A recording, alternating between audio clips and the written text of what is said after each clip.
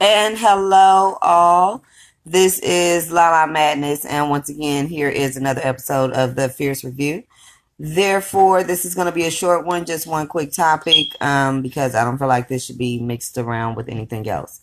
However, it's going to be in relation to the Equality Act for the United States, which Nancy Pelosi, everyone in politics and especially Democratic side knows pretty much who that is. If they don't, you might want to find out. However, Nancy Pelosi is pushing for the Equality Act of the United States. Now, in regards to this bill would be in addition to the Civil Rights Act of 1964, allowing doctors to face litigation if they refuse to perform or go through with gender equality and reassignment of a minor. Now, last year, a law was already passed in Canada, okay, that parents would lose custody and be stripped of their parental rights no matter the age if they don't allow their children to transition their gender from a male to a female and vice versa.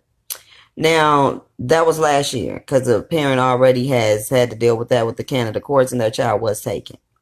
Now, in Ohio, a child was removed from the home because they refused to give their child testosterone hormones and transitioned her to a boy. This child was 11 years old, by the way.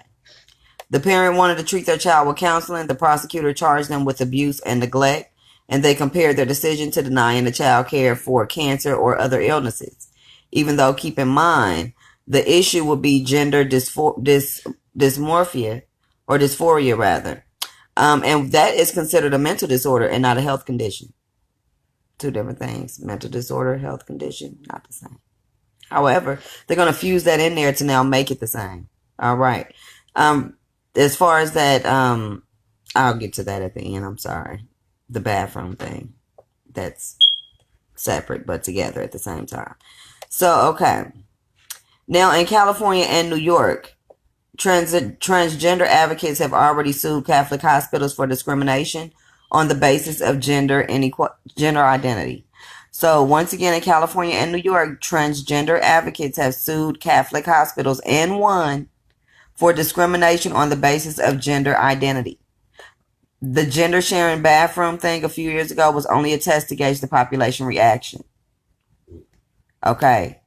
Now, what it's doing as far as the California and New York transgender advocates, when they sued the Catholic hospitals did not think that that was something that needed to be done because a child at that point, they feel really can't make its own decision on what sex it wants to be at that age, at such a young age. They kind of need to go through life. It just may be something, you never know.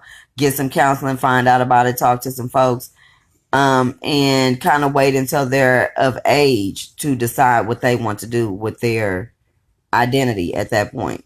However, the advocates said no, they should be able to do it at whatever age they want. That's why they feel it's okay now for boys to be dressed as girls at 3, 4, and 5 years old and vice versa.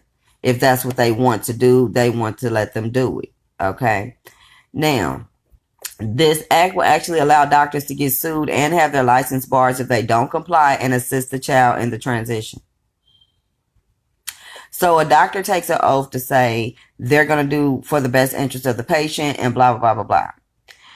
Now, in this case, it's doing the best interest for the government and what the government requires and wants them to do because they're being forced to do it. If a child comes in and say, well, I think I want to be a boy instead of a girl, they are mandated or want them to be mandated to go through with that and assign hormones and everything else. Okay, and I'll give you the age ranges on what ages they feel like that should be done at in just shortly. Now, talk about some legalities. Now, if you had a gender reassignment surgery, now this is coming in the future as well. If you've had a gender reassignment surgery, and even if you've had your birth certificate changed, which most do, when you go and have your surgery, you usually get your birth certificate changed from whoever to whoever because now you're identifying as another sex. What people fail to realize is that if they decide to repeal that, you will be committing a felony for false identity because you were born one sex and you now are claiming to be another sex, whether you went through the proper channels or not to get this surgery done. You would be false identity. And then if they repeal it, now everyone that did go have the surgery has to go back to. So if Jack went and got surgery to turn into Bonnie or Sue that now has a vagina and breasts, no longer have a penis, would now go back to being Jack, but still have the physical form. Okay. So other than that, you will be committing identity fraud or identity something to do with identity. Okay. So, I'm sorry, false identity. And we know how that is. You roll up somewhere, somebody asks you, the police asks you what's your name, you get them another name. That ain't you. You're going to jail. That's false identity. Same thing, because that's not you. If they repeal that law, which they are already in the talks of doing. So you get a bunch of people to go down with it and do it, and then you take it all from them, and then now everybody's in trouble. Okay. All right. Now, the state can actually only intervene as far as the welfare of the child and take your children if there is demonstrations of abuse, meaning you are committing child abuse if you don't allow your child to get the hormones. Now, it's currently not a law, but since it's working to basically scare the parents into allowing this to happen so that they can avoid prison, jail time, or other form of punishments, as well as having your child taken and your rights removed. Okay. Then they're trying to make it a law. Okay. So, they pretty much already started with it years and years ago in the entertainment industry, and as well as feminizing men, as well as making single family women households and promoting a strong woman since the 1960s. You have men in dresses and everything else, in sports and in every other arena, as well as with music and vice versa. Now, definitely not a homophobe. Don't go down bisexual myself, so don't even try me on that. I am speaking facts, and this has been an agenda that's been pushed for the longest. Now, this has to do with sterilization and population control, because things that are in your foods cause you to be sterile, like Yellow 5 that's in Mountain Dew, and other foods that are a sperm killer. Your maxi pads have chemicals in them that cause tumors and other female issues by direct contact to the skin, as well as paint thinner and cereal. General Mills cereal mostly. However, these are things and much more. If I sit here and go down a list of what you actually eat and what it actually causes, I would be here all day. But you can look up for yourself the foods that cause you to be sterile or, other adverse reactions in order for you to not reproduce. And this would be another way of doing it. If, you started taking testosterone at a certain age. Oh, let me see. I'm trying to find where I wrote down about the... Okay, so basically at 11, they would start the pills.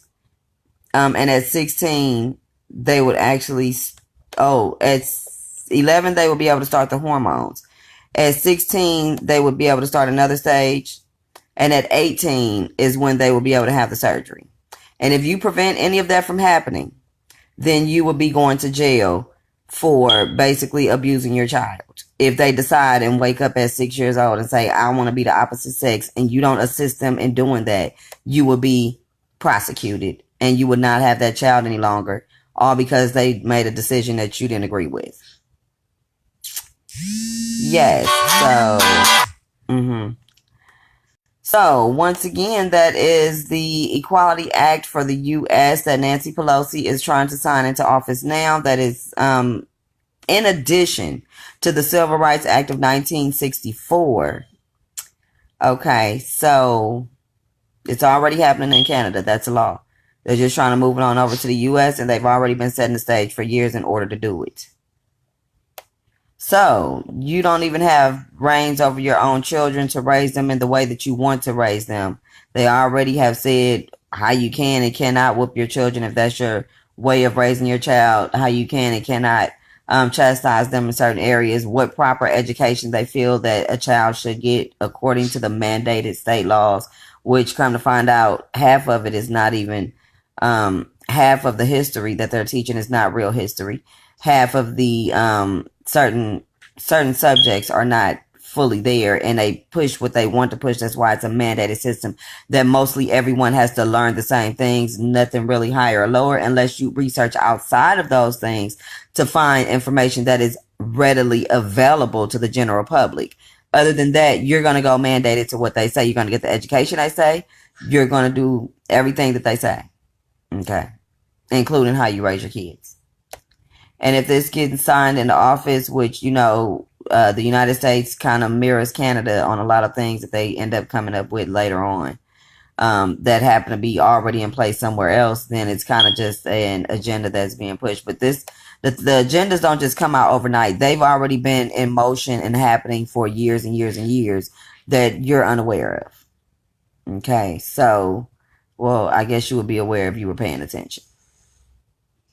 So, on that note, once again, they can start getting the transition for hormones at 11. They can start the next stage at 16. And 18, they should be ready for the full surgery. And they are requesting the parents to assist with that. And the doctors need to assist with that as well for the best interest of the child, or they will be prosecuted and disbarred. And the parents in that case will lose their children. And once again, this is Lala Madness, and I have given you the news so far on that wonderful act that's trying to be signed into law that you're probably already participating in unknowingly. All right. Follow me on YouTube, Twitter, SoundCloud, Dustspot, and Instagram at Lala Madness, and The Lala Madness on Facebook. Thanks. Ta-ta.